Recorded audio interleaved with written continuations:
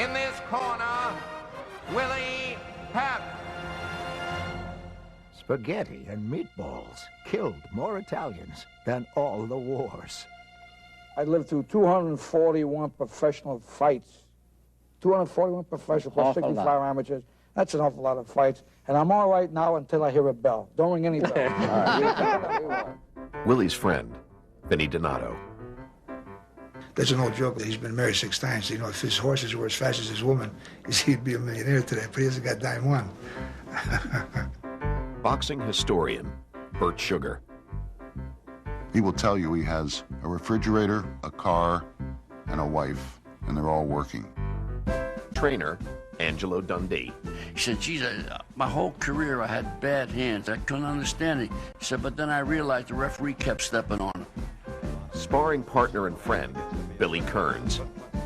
He'd say, look at that Billy Kearns. Look what I did for him. I made him good looking.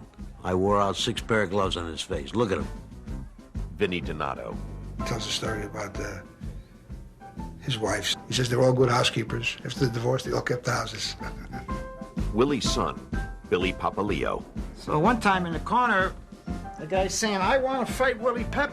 Damn it, I want to fight Willie Pep. And the trainer says, how many times do I have to tell you, you are Willie Pep? Born 1922, raised in an unheated flat, his manager later renamed him, but his father, a Papaleo from Sicily, called him Guglielmo.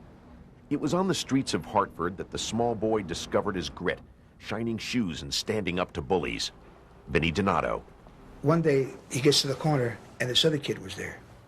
So Will says, I've been here for going on 2 years now. This is my corner. So the kid takes off. He comes back with this big, tall, black kid, and he pushed Willie, you know. So he gave him a shot, and he really hit him right in the chest. He knocked his wind out. So Willie went down, and the kid started walking away. Willie says, wait a minute, we're not through yet. He says, give me a chance to get my breath. So he got his breath and proceeded to give the guy shaving a haircut. And he got his corner back. And from then on, nobody else took his corner.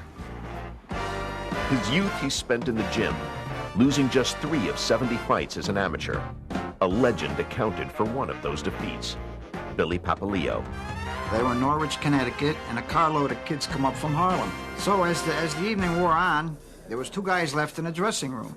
So Willie asked his corner guy, who's that guy fighting? He says, Willie, he's fighting you. He's fighting me. The guy was damn near 6 foot tall. Willie at the time weighed 105 pounds. I think the other guy weighed almost 130. So they said, well, Willie, if he was any good, he wouldn't be fighting you. Turns out to be Sugar Ray Robinson. And Ray made a crack to my grandfather after the fight. He says, keep an eye on your boy. He's going to go places. Well, who would have ever thought? And both of them went places. Highly skilled, Pep was also well-schooled in cheap tricks by manager Lou Pascuzzi and trainer Bill Gore, who advocated a butt in a clinch and a foot on the toes. In 1942, age 20, he won the Featherweight title, his record already 55-0. Pep beat the best of his day, and he became known as the Will O the Wisp. The words of writer Anthony Marenghi. He was poetry and rhythm, dancing and boxing pumps. His artistry challenged vision. He was unbelievable. Boxing historian Hank Kaplan. He had the most educated feet. He could parry punches. He could spin fighters away from him. He could bob and weave. He could slip punches. He had phenomenal speed. Billy Papaleo.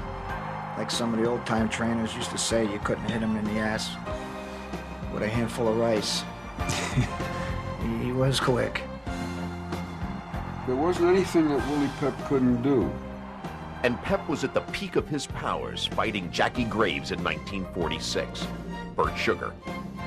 Before the fight, Pep had told all the ringside writers, watch me in the 3rd round. I'm gonna win the round, and I'm not gonna throw a punch. And guess what? He'd move in, he'd fake a punch, he'd grab him, he'd spin him, he'd move out. He'd begin a punch, he'd pull it back. He'd block a punch, he'd move under.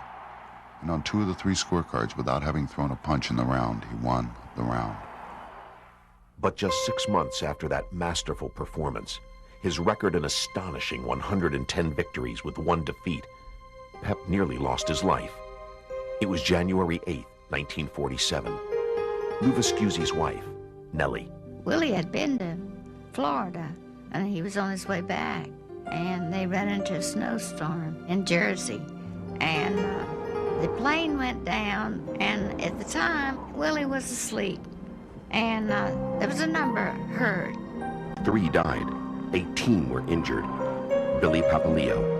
So when the rescue workers were taking people out of the plane, they happened to notice one was Willie. So a guy says to his partner, "That's Willie Pep, he's the champ." And the other guy says, "Well, it looks like he'll never fight again." And those words cut through him like a knife. But 5 months from the day of the accident, he was back in the ring and fighting. And there were doctors at ringside shaking their head, they didn't believe it. And he passed up a $500,000 settlement in order to fight again. He had been placed in a body cast, and the insurance policy would have paid up if the plane crash had resulted in the loss of his livelihood. But Pep would box another 19 years, another 131 bouts, including 4 legendary encounters, 4 street fights with Sandy Sadler. Willie Pep. In their first meeting, Pep was dropped for the first time and finally knocked out in the 4th round. Some said he was finished. 3 months later, February 1949, 15 vicious rounds, but he took back the featherweight title. Sadler won the next 2, but Pep's courage was already burnished in many minds. Burt Sugar. It was outside of maybe Ben Hogan, the most unbelievable comeback from injury in the history of sports. Retiring in 1966 after a 26-year career, he had 230 victories, the most in boxing history.